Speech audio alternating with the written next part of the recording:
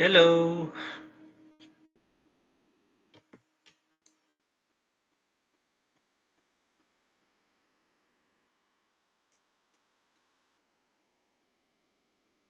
Okay, today's discussion will just be a little bit of supplement to yesterday's discussion.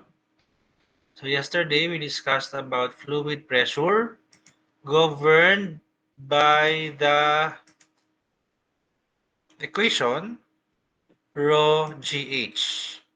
Okay, so today we'll see some variations as well as some examples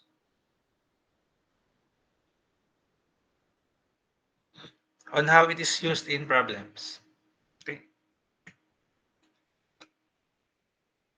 Okay, so agenda first is I would just like to show or share some tips for the calculation of pressure at depth, or at depth means pressure at points that are submerged in fluid.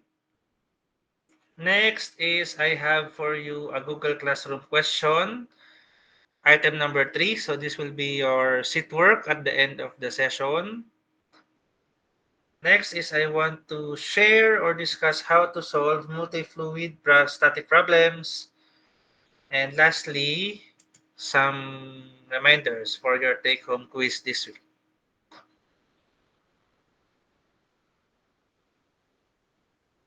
Okay, starting with the quick tips, I would like you to remember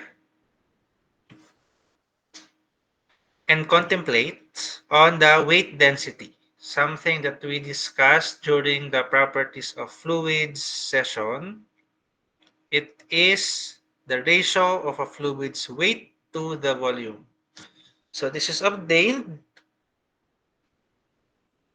by multiplying the density to gravity to convert the mass property there into weight or force. Right? So this is um, represented by the Greek letter lambda, as shown here. Okay? So when calculating fluid pressure, you will always encounter the term rho times g. Okay, because that is always part of the equation rho times g times h. And for most problems, for some problems, this properties rho is constant or is a single value, especially for water. Okay, for water, we already know the value of rho, which is 1,000 kilograms per cubic meters. And of course, the value of g is also a constant, 9.81 meters per second, okay, unless specified. So if you desire to lessen the items that you need to write, you can express your rho times g as weight density instead. Okay, and for water, this weight density or specific weight is equivalent in SI as 9,810 newtons per cubic meter. Or in English, that would be 62.4 pound force per cubic feet. Okay, so instead of writing down in your solution rho times g times h, and then you will convert that to 1,000 times 9.81 times h, you can instead write lambda times h, and that is equivalent to 9.9810 newtons per cubic meter times h. So this is just a little bit shortcut to solve things faster. Okay, questions? Any question about this? So this is for water. If your fluid is not water, to get the equivalent lambda or specific weight, similar with density, okay, we multiply the value by Sg. So for density, you multiply the density of water by the Sg of the fluid, you get the density of the fluid. Similarly, multiply the Sg of the fluid by the specific weight of water, and you get the specific weight of the fluid. So that is another shortcut to get things faster.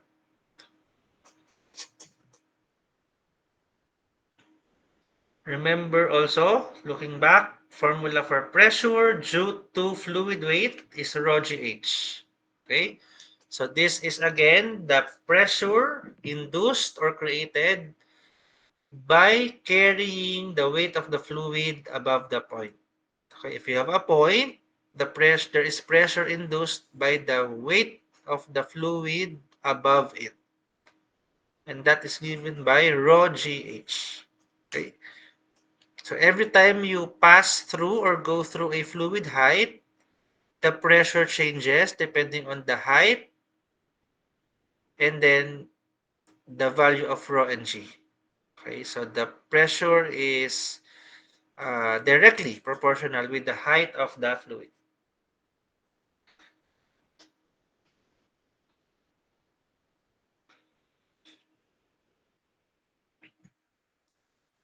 So the pattern, if you are starting at the surface of the fluid, for example, here you start with either zero pressure or atmospheric pressure. Okay? If the container is open to the atmosphere, at the surface of the fluid, that is exposed to atmospheric pressure because atmospheric pressure is still pushing down on the surface of the fluid. So you get a atmospheric pressure of 101.325 uh, kilopascals at that position. As you go down or as you go beneath the fluid or underneath the fluid, the pressure increases linearly with the height of the fluid because as you go down, you carry more fluid weight above you. So the more fluid weight above you, the higher the pressure you experience. Uh, Oppositely, as you go up or as you go closer to the surface, there becomes less fluid weight acting upon you or acting upon the point, and so the pressure slowly decreases until the value or up to the value at the surface. Okay,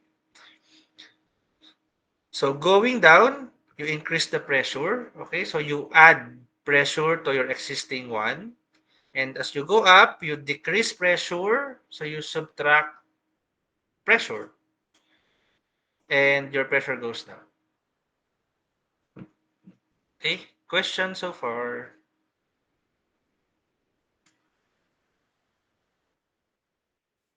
Wala naman po. Okay. So, sample problem tayo. So, this is just a similar problem to yesterday. Okay? Pero, but, a different term is missing. Okay? So, wait a minute. I'll just load our whiteboard. White.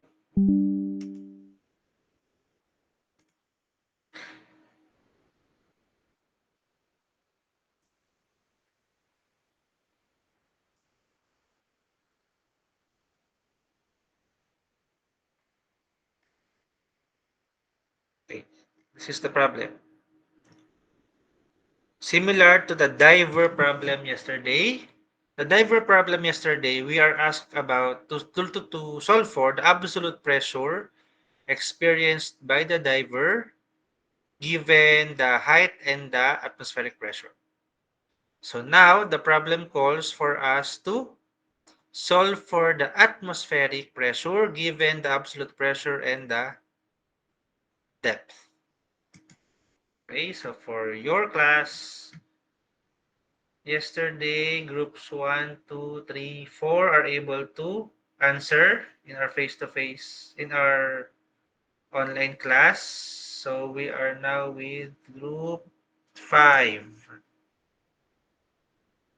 Group 5. Aguila, Barola, Kalingasan, Generoso, Gida, Manalo. So who could help me discuss? Well, bilis ah. Excited? Okay, Dave. So we start again, wait lang, with the given.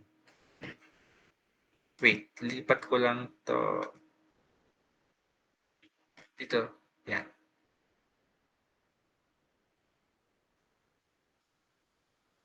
Okay, given.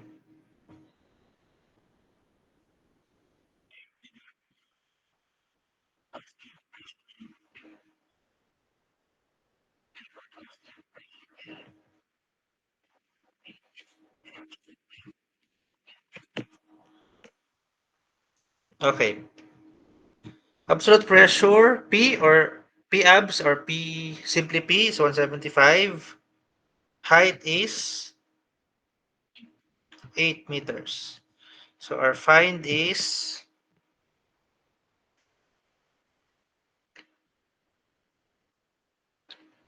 what are we looking for? P what? P atmospheric. Okay, so atmospheric, most of the time it's standard 101.325, but sometimes you have to solve for it like this one. Okay, so P atmospheric. So what will be our starting equation?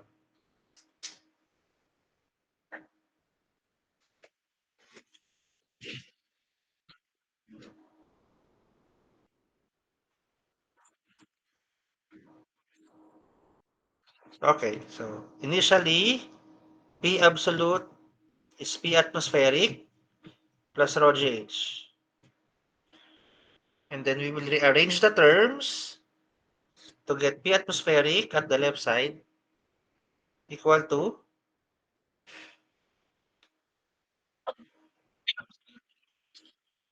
P absolute or simply P minus rho gh.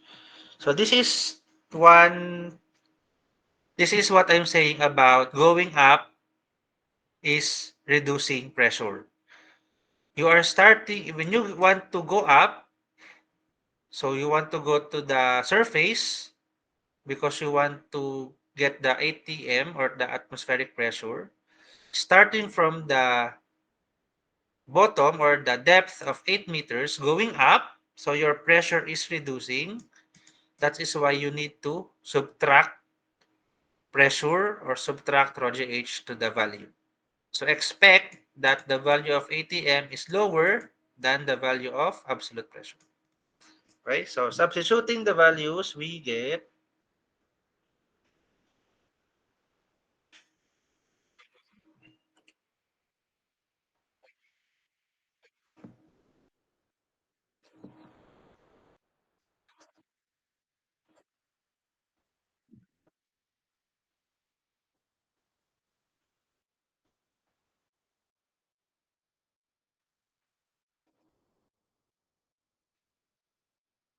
okay. So remember, this is KPA. This one, if we do the cancellation of terms, 2, ay, ito rin. So wala na to.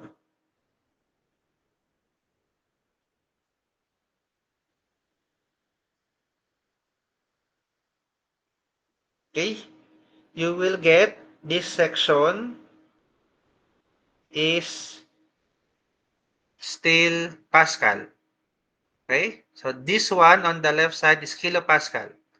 So depending on the question, you can convert this to Pascal or convert this to kilopascal. But important thing is before you do this, this operation, addition or subtraction, this and this section needs to have the same units. Okay? So for this case, since our question is asking for Pascal, kilopascal, I mean, with 2 decimal digits, we will convert this section into kilopascal. Okay, by multiplying it to 1 kPa over 1,000 Pascal.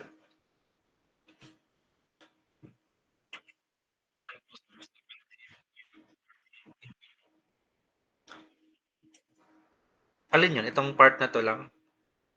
Okay, so 175 kPa minus 78.48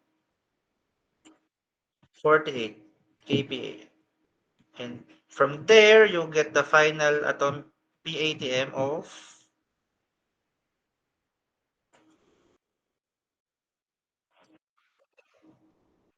52 decimal digits kPa. Okay, salamat Dave. Okay, so this is your atomic pressure now. Now, if you would notice, this is lower, a bit lower than your standard ATM pressure of 101.325. So that means this area could be a low pressure area. So, so that means there might be weather disturbances at this location. Okay? Questions po?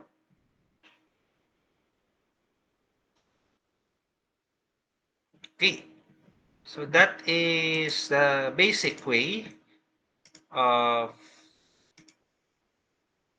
calculating fluid pressure at a depth or at a certain height. Okay? Ay wait lang.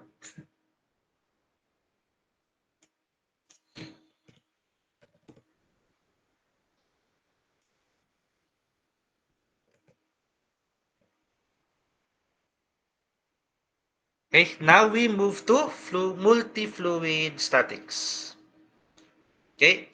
Multi-fluid statics is same concept with what we previously discussed. However, in this case, there will be stacked up fluid layers in a single container. And you will be asked to check or calculate the pressure at some point within that multi-stack up fluid layer. Okay? So for these cases, the pressure at any point is the summation of all pressure contributions above that point. Okay? Remember that our rho GH, our pressure, is induced or created by the weight of the fluids it is carrying, or meaning the fluids that are above it, which are resting on the point. Okay? Which means if I have point 1 here, the pressure at this point is the pressure created by the weight of fluid 3, by the weight of fluid 2, and by the weight of fluid 1, because those are all the fluids that are above my point. Okay? If the container is open to atmosphere, then I also need to add the impact or the pressure created by the atmosphere. Hence the atmospheric pressure here. If this is closed or sealed, then I just need to consider whatever pressure the air above here is pushing or is creating. If there is no air here, for example, this is sealed up to the surface of fluid 1, so no air packet at the top, then I do not have a P air or P atmosphere to consider. I only need to consider my fluid 1, 2, and 3. Okay, but ultimately the pressure at point 1 is all the sum of all pressures contributed by fluid 1, 2, 3, and the atmospheric pressure. Okay, to show that in action, we have another sample problem that will be discussed by me and group 6, namely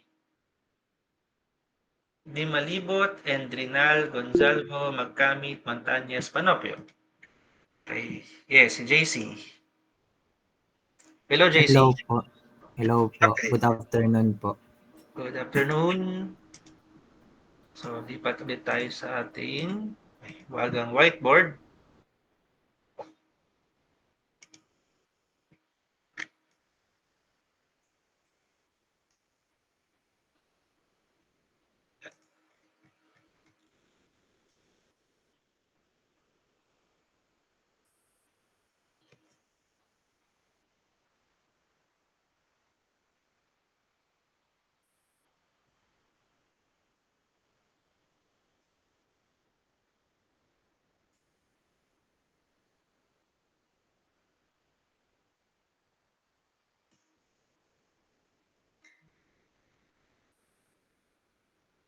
Yan, refresh. Wait lang, JC ha. Refresh lang ako. Sige po.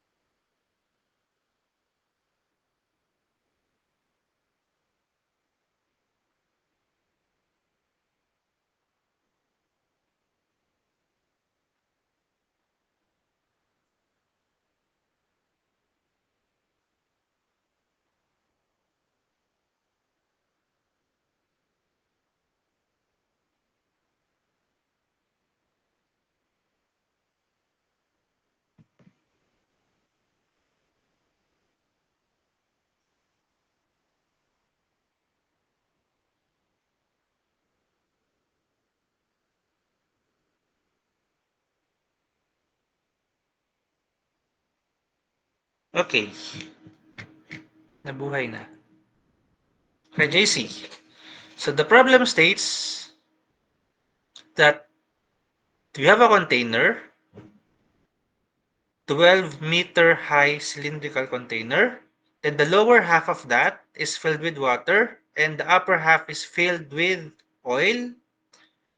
SG, or specific gravity, equal to 0.85. Let's determine the pressure difference between the top and the bottom of the cylinder. Okay, so the top and bottom of the cylinder, we are talking about this one, just PA,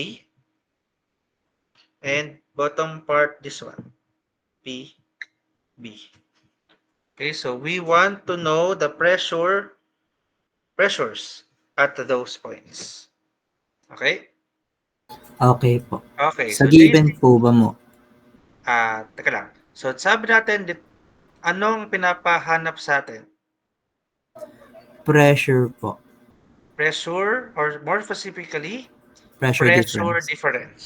Okay, iba yung pressure sa pressure difference because when we're talking about pressure difference, that requires 2 points because difference. Okay, so this is delta P. Okay, between A and B, AB. So to keep it positive, to keep that pressure positive, we need to set this up such that the result would be positive. So either PA minus PB or PB minus PA. So JC, what do you think? Which do you think will have a higher pressure, PA or PB? B po ata. Because, why you say so? Guess lang po. Hindi ko pa po kasi nako-compute. Okay. Sorry po. Okay lang. Pero without computation, it's tama yung tama. JC's answer is correct, PB. But the reasoning behind that is even without computation yet, so you can identify quickly. PB from the figure, if you notice, PB is at the bottom of the container. Okay, which means PB is carrying the weight of the water and the weight of the oil above it, which means PB, the pressure at PB will be affected or will have contribution from water and oil, because whatever is above the point, that will have contribution to the pressure. Ay, one thing I forgot to mention, that this cylinder container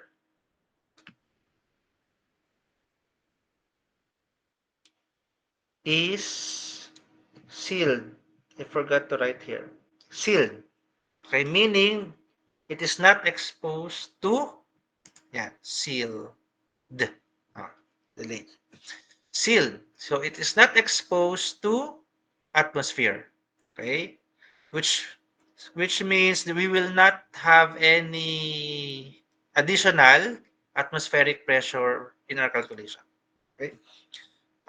Yon. So as I was saying, PB, the pressure at PB will have contributions or will be have values coming from water and oil. I don't know the value yet, but I know it will have contribution because it is on the top of point B. Point A, on the other hand, since it is on the top of the oil, okay, the top of the cylinder is on top of the oil, then the oil component and the water components are below point A, okay, which means they will not have a contribution to the pressure at point A. Okay? Actually, if you analyze the figure, there will be no pressure affecting point A because there is no weight or no fluid that is above or that is being carried at point A.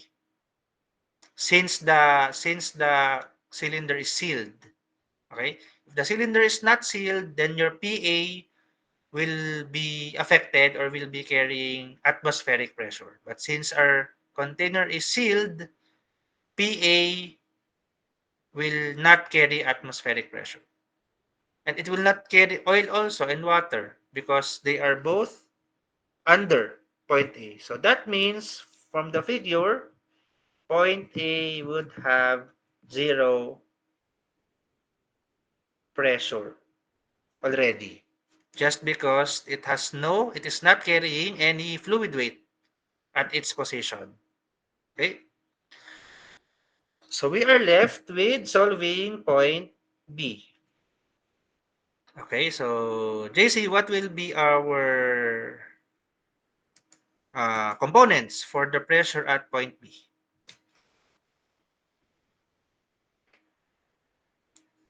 Po, sorry po. Okay lang. So point B, we already established that point A is 0 kPa because it is at the top. It is not carrying any fluid weight. But point B is at the bottom. Okay? So sabi natin, or as we said, for multi-fluid conditions, we will just need to take the summation of all pressure contributions to the point. So to the point B in this case.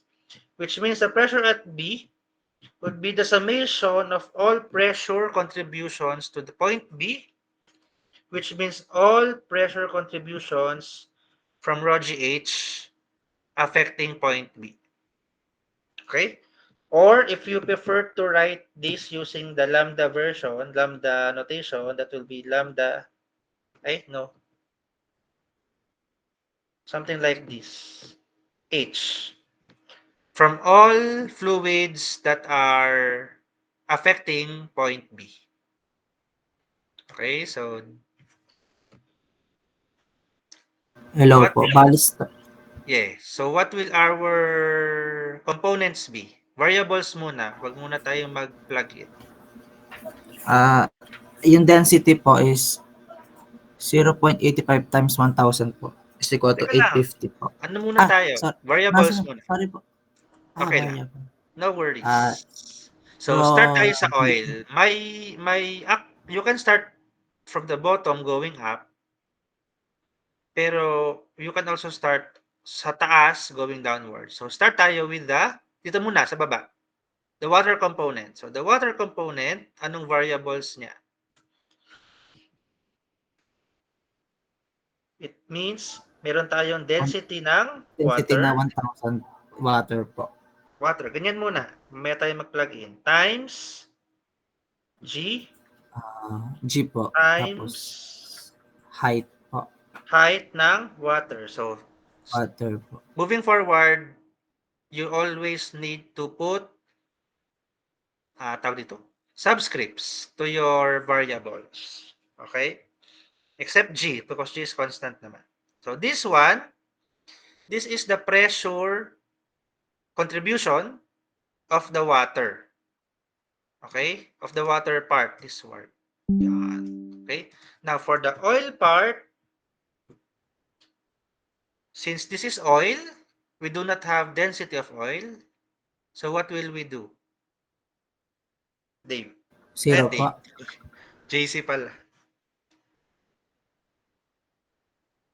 Okay? So, ito naman, we need the rho GH of this portion, the oil portion. However, we do not have raw oil or density of oil. So, how do I get the density of oil? SG times ano lang po, yung density po ng water po. Yan. So, SG of oil, that density of water, so that will result to density of oil na. Okay? Next, we multiply that with G and H of oil. Okay? So this part, this will be the pressure, the rho GH of water. This part naman will be the rho GH of oil. Okay? So you can write it this way, or if you like to use this convention, yung gamma H, that will be, that will be, ano ba to, lambda? Lambda water, height water, plus SG oil, lambda water, H oil. Okay, so either of these you can use depending on which are you comfortable. Some students are comfortable with this because the terms are familiar, rho GH. Some naman would prefer this because it is shorter to write and shorter to input in the calculator. Okay, but both will result to the same value. Okay. So JC, which one do you like to use or are you comfortable to use? Yan po, yung nasa taas po. Taas, yung density, using density. Okay, so PB equal to, let's now substitute the terms, the values pala.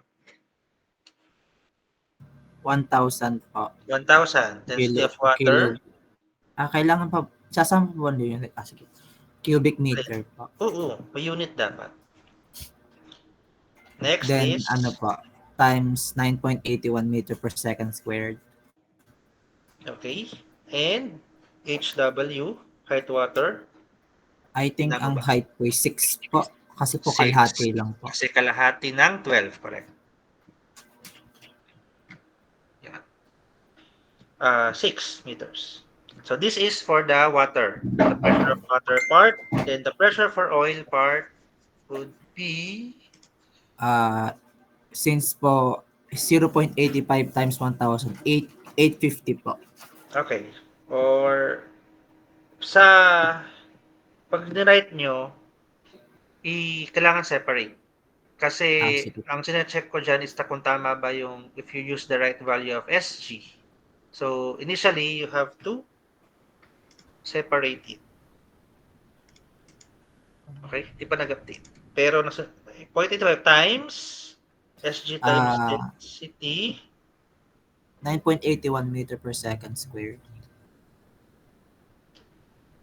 okay, ito man, Ay, density water, then 9.81 meters per second second squared, Apa. Then 6 and meters. then 6 meters again, which is the height of OL. Okay, so teka lang. At huli na naman sa balita ang aking whiteboard.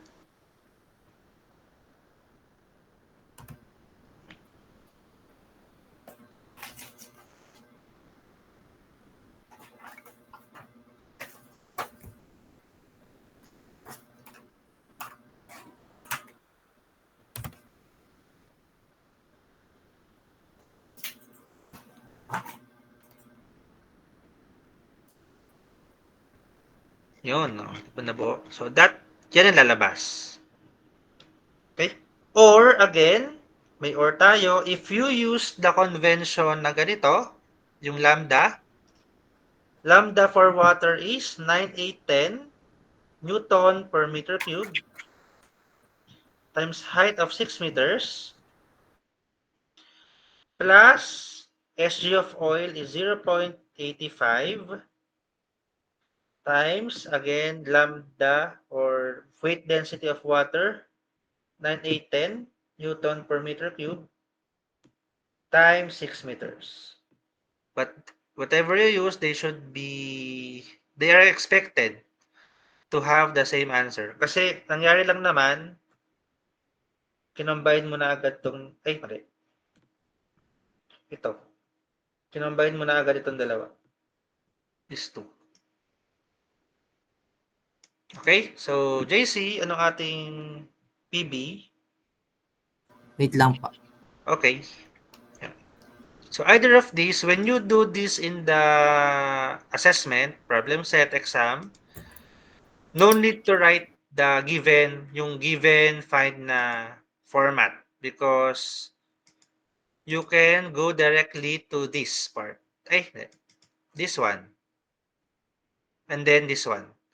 I will require you to write out the entirety of this, either this or this.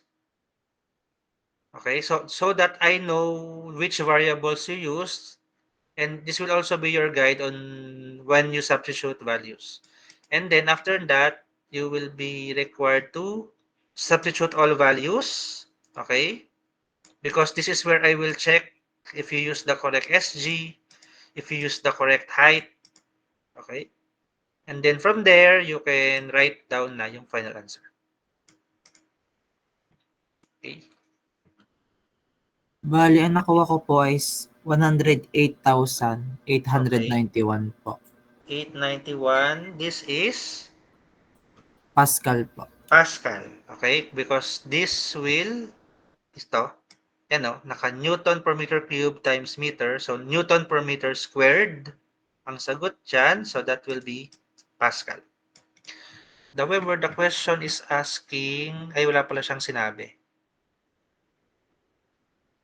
I forgot to put the prescribed units. So, for now, this will be okay or can be written down as 108.891 kilopascal.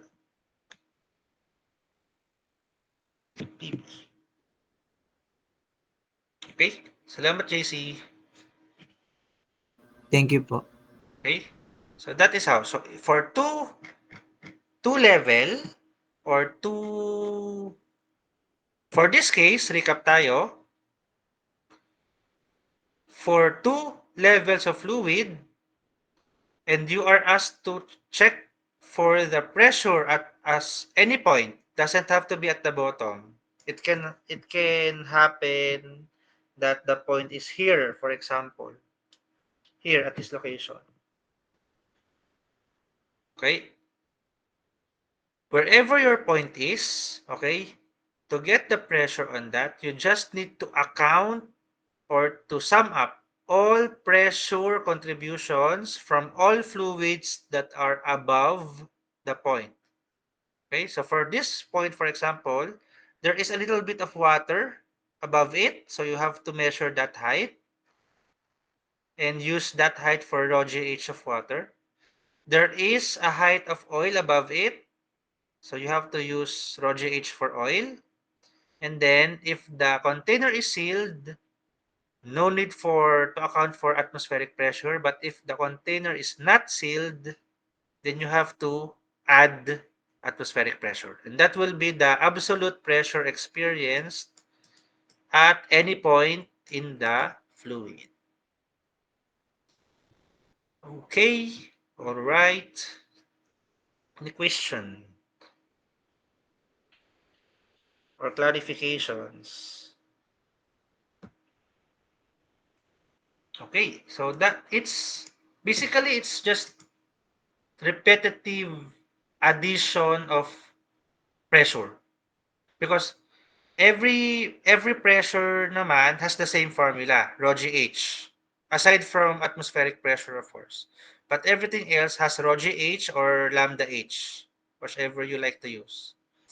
And then it's just a matter of accounting for all the fluids that are contributing to your pressure. Okay, so it doesn't matter if it's 2 fluids or 3 fluids or 4 fluids. You just have to add everything up. Okay, any question? None. So if none, let's move forward. Blue? Yeah. So before I go here, I have a GCR question or sit work activity for you that is worth 10 points. But before that, any question? Last call for questions? Nothing. Okay, so reminder, next week, new topic tayo. We will be meeting again on Saturday. And then this week, within this week, you will have a take-home quiz number 2. And the scope of that take-home quiz number 2 will be everything around fluid pressure. So everything from yesterday and today, calculations. Okay, so review the process, review when you will add atmospheric pressure, when you will not add atmospheric pressure, when you will add rho GH, you will not use rho GH, when will you use SG, stuff like that. So it's generally easy, I think. Sometimes lang the problem becomes complicated because like like to get you need the rho or the density for rho GH. So sometimes you need to use ideal gas pa to solve for the rho. So your solution becomes longer. Pero the process remains the same naman. We have practiced everything within the class. Okay? So if you review, you can do it. Okay? Take home quiz siya. I will post in the messenger a survey of when you are available, because what will happen is when I upload the problem or the quiz, you will only have 2 hours to submit. So if I upload 6 p.m., you need to upload before 8 p.m. same day. So I will have a survey first on what time are you free, so I can upload the quiz during that free time. Okay? So watch out for the survey. Okay? Then new topic next week. Okay? So if you remember this, so this is your question number 1 from your quiz number 1. I ask you to put this in order in terms of how they will appear in a single container based on their specific gravities. Okay, so this is the correct order. And then for now, what I want you to do is to calculate or find the pressure at the bottom. Okay, meaning here at the bottom of the mercury portion. If the atmospheric pressure is 101.03 kilopascal. And then the SG or specific gravity for oil, SAE30 oil, olive oil, and mercury are 0.89, 1.39, and 13.6 respectively. So I want you to solve for the pressure at the bottom in ATM units, 3 decimal places. Okay, so again, this is a Google Classroom problem or sheet work. I will open I will post pala the Google Classroom now. So you can type in your answers. And today, now is 17:23, 5:23. So I'm giving you 15 minutes. So 15, 40, 38. 38. O, gawin natin 40. 5:40. So you have until 5:40. That's 17 minutes to solve for the pressure at the bottom in ATM, 3 decimal places. And at 5:40, I will close the submission na. Okay? So again, once you are able to upload, you can leave the Google Meet na and I will see you next week. But I will keep this Google Meet open until 5:40 so you can use this slide as reference. Okay?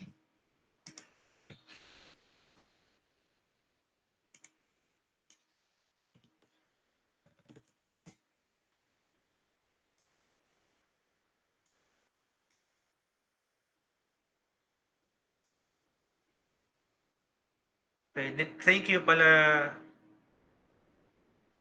to everyone who participated in the recitation yesterday and today.